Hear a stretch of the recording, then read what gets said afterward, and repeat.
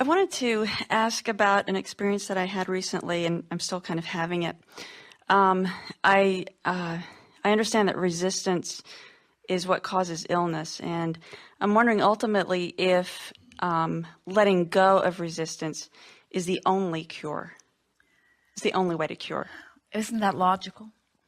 In other words, there are a lot of ways to release resistance. So in an illness, your desire for wellness is at an all-time high. So the asking is exaggerated. And then you could go to a physician who applies a particular method and believes in it, and your belief in what he believes in could cause you to release resistance, and the cure could come. Or you could talk to someone who says, oh, I experienced that, it's not that big of a deal, and I just relaxed and meditated and I brought myself into alignment, and if that resonates with you, then that would be your way of lining up. So our answer is there's not only one method to achieve wellness, but you always release resistance in order to bring yourself back into wellness. Illness is always as a result of resistance. Okay.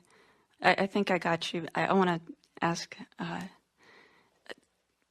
the way I experienced the improvement, I was having joint pain, and after trying, a lot of over-the-counter stuff and, things that people told me should work, I went to a nutritionist who I think he believed, in what he was doing. My disposition when I went to him was, I was hopeful, but I was also cynical, because I was tired of throwing money after things that just weren't working. I felt marketed to death. And the improvement was almost immediate, like within 3 days, 4 days. I felt definite improvement. Now, before you got there, we want to ask you some other questions. How did you find out about this person? A friend of mine told me about him. And do you remember how you felt when you heard? Hopeful. So your energy shifted right then, and Right. the improvement even began right then. Yes. In other words, the resistance began dissipating even before you saw this person. Okay. Then, do you remember how you felt once you visited with this person? I appreciated his integrity. So you believed that he believed what he was doing. Yes. And so now you shifted from hopeful to more hopeful, maybe even hopeful to expectant? Yeah. And do you think that you had ever taken that emotional journey before on this particular situation? In other words, didn't you find that to be a different emotional journey than you had taken when you were feeling sort of tapped out? Yes, it was. Yes. But I also, because I noticed a definite improvement once I started taking the vitamins, I also attributed some of it to the vitamins. I call them the magic pills. That's all right. In other words, we're not for a moment suggesting that you should not benefit by the technology of your time-space reality. Mm-hmm. What we are saying is you can take pills in an attitude of pessimism and not get the benefit from them that you do when you take them in an attitude of positive expectation.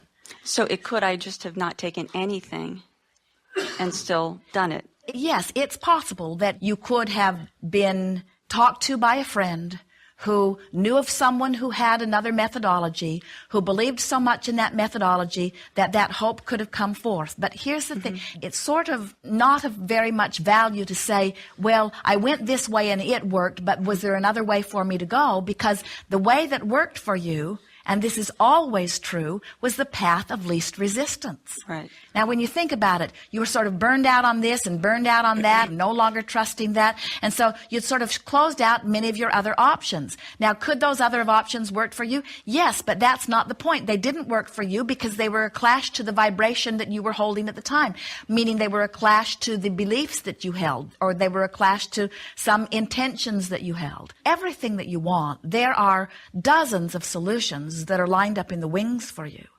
And they are solutions that really are the path of least resistance for you. And so it doesn't matter what you've done to cause your resistance to lower. That's why there are so many different methodologies that work for different people. And it's why no one can create something that works every single time for everybody, because there is enough vibrational variance.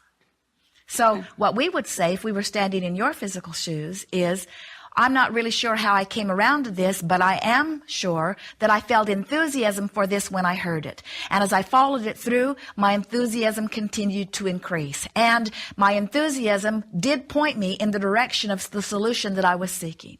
And there are other people that could be pointed to surgery and would receive the solution. There are other people that could be pointed to some sort of synthetic medicine that would receive the solution. There are some people that could be pointed to voodoo or rabbit's foot and receive the same sort of solution.